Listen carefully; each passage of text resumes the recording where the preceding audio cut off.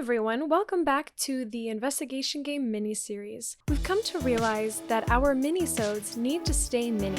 So this week, and moving forward, we're going to be using a timer to make sure every time we do our episodes, they stay under 10 minutes. On this minisode, we discuss how to avoid a bad bookkeeper, and what to do if you think you might have one.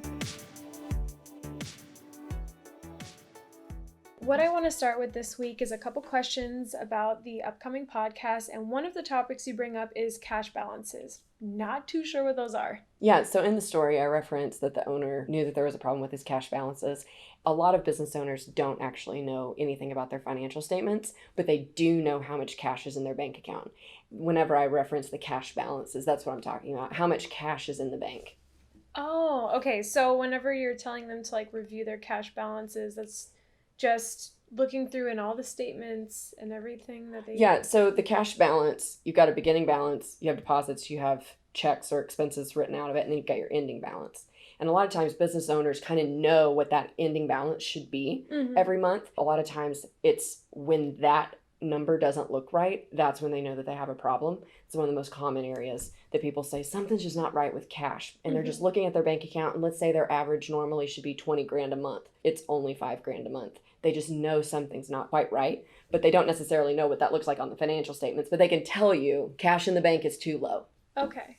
Okay, I see. I think I understand now. It's just basically they know this specific number, and some months it's just looking a little off, and then that's when they know something's wrong. Yeah, especially if sales have been good, expenses, they haven't bought anything crazy. Why is this cash balance at the end of the month? Why is that looking weird? Oh, okay. I understand. So then the next part of it is reconciling, which I've heard that word so many times. Yeah. And I know it's something about looking at two accounts. Typically, when you hear the word reconcile in the accounting world, you're typically saying, okay, these transactions have gone through the bank, but these transactions have been recorded in my accounting system. So most common is QuickBooks. I've written all of these checks, I've accepted these deposits, but they haven't necessarily been processed or cleared through the bank yet. And that process of reconciliation helps you determine that accounting system. You can see how much cash do you really have. Because the cash in the bank might say that you have $20,000, but let's say that you wrote a $10,000 check yesterday and it hasn't cleared.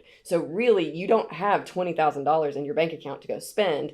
You actually only have $10,000 in your bank account to go spend. But sometimes there's things that get posted to the bank that maybe you forgot to put in your accounting system, or maybe there's things that have been in your accounting system. But I had this happen not too long ago that I had written a check, so it's in my accounting system, but it had been about 4 months and this check hadn't cleared my bank account. And it was a refund of a client's deposit. So I called the client and said, hey, this hasn't cleared yet. What happened? Well, it ended up at an old address, and so we did a stop pay and reissued the check.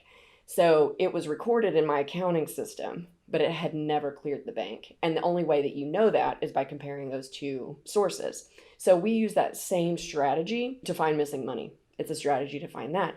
And the way you do it is just take the data out of one system. So in our case story next week that we talk about, they have a computer software that is saying this many products were sold to customers.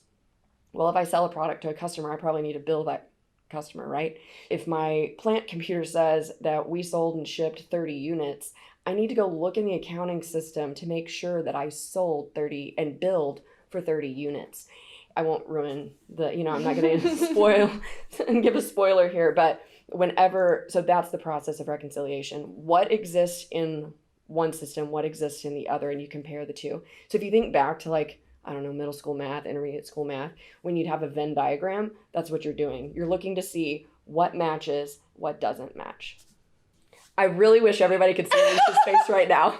The light bulb from the Little Investigation Game podcast logo just came on. I feel like my eyes just got so much bigger. They did. This whole time you were going through explanation, I'm like, okay. Yeah, okay. And then just the last second I was like, yeah. That's exactly it. Venn diagram. Okay. I'm going to rephrase just for my sake. Okay. So basically, it's one account that you've put together yourself of everything that's been done. And then there's this second account that's your bank. Maybe the bank, yeah. Maybe the bank. And then it's what they have recorded. So then when you compare the two, if there's any sort of discrepancies of you see 5,000 and they see nothing in there, what does that mean? It just depends. Every difference just kind of depends. But it at least shows you where to start. Because if it matches, you're normally good to go. Okay. Like, let's move on. But if things don't match, so why was this check that I wrote 4 months ago, why hadn't it been through the bank yet? You know, why hadn't they cashed it? So following up with that with that customer to say, hey, did you realize I sent that refund check? Oh, no, we never got it. So it just helps you track down what your problems might be. And a lot of business owners just don't normally do that, or? Well, a lot of times that is put into the job responsibility of whoever their bookkeeper is, their office manager. And actually, one of the number one most common symptoms of an embezzlement is that bookkeeper or office manager just doesn't reconcile at all. Really? And if they don't reconcile, you're probably going to have a pretty big problem. Now, sometimes it might be because your bookkeeper doesn't know what they're doing, which is still real sad.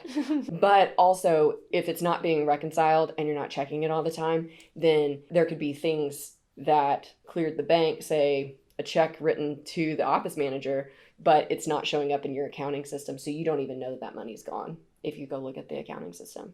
Now, if you're looking at your bank statement, something like that would show up. But yes, you got it. Taking two systems and looking to see what match and doesn't match. You need like a little sound effect here. I should just put one in. Just like, bing. Yep. We got it. Perfect. Okay, so what's next? Just kind of in connection with what we were just talking about, how there's sometimes a bookkeeper.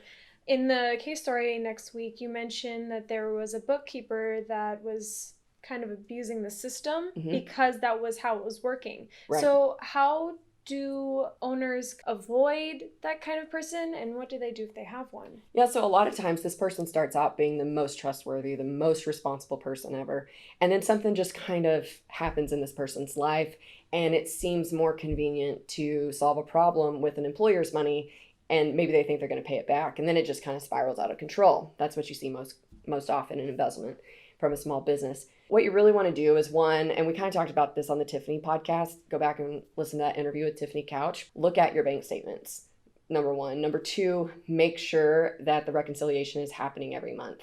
And if you don't know how to do that, maybe we need to do a how-to on just how to go check in QuickBooks and Xero and Peachtree to make sure that they're reconciling. Then also, just providing that type of oversight is really, really helpful. Okay, so that's how they handle it, not so much, but how would they like avoid it? I guess that's kind of how there's not like some sort of radar detector, right, for somebody's personality. I mean, okay, I won't get into that. Some people might disagree with me, but those are the ways that you just check up on it. To me, it's not, this is going to sound real negative, but it's not about preventing 100% of fraud, because I don't believe that's actually possible. I think that it's about being able to detect it when it happens, so you catch it at $500 instead of $500,000. That's true. That's what I recommend. So basically, it's just a business owner has to step in every so often and say, hey, I just want to make sure we're still doing these things, rather than having no idea what's going on. Yep. And because we're data sleuths, another thing I would also plug here is that wherever those systems don't talk to each other, like a plant computer to QuickBooks or whatever, there are ways that actually the team at Workman can set up automated tests where we can actually tell you, hey, these things aren't matching, just kind of as a behind the scenes testing and prevention from a data standpoint. Oh, okay. I had no idea we could do that. Yeah. I'm learning so much. You're learning so much in these minisodes. I am. And I would also add, I've got 30 seconds. Yep. 30 seconds. I would also add that if you suspect embezzlement, or if you're concerned, especially after you listen to the case study next week, the number one thing to do is to call, and I would recommend you call us, obviously, call an expert. Let them go in and test and look at the problem pretty quickly, but don't be emotional and fire the employee immediately. You can do some of these things behind the scene, but your employee is your best source of information. And so if you can go and research this, time's up. Guess you'll have to listen next time. Honestly, you did really good. That was so fast. Well, thanks, Leah, for another mini-sode. I hope it didn't stress you out. No, I got this all day. I know. I just love the sheer confidence. Well, I hope this week's episode helped everybody understand bookkeeping a little bit better. But if it didn't, Feel free to ask us a question at podcast@workmanforensics.com or follow us, subscribe, or like us on social media at Workman Forensics. Thanks for listening.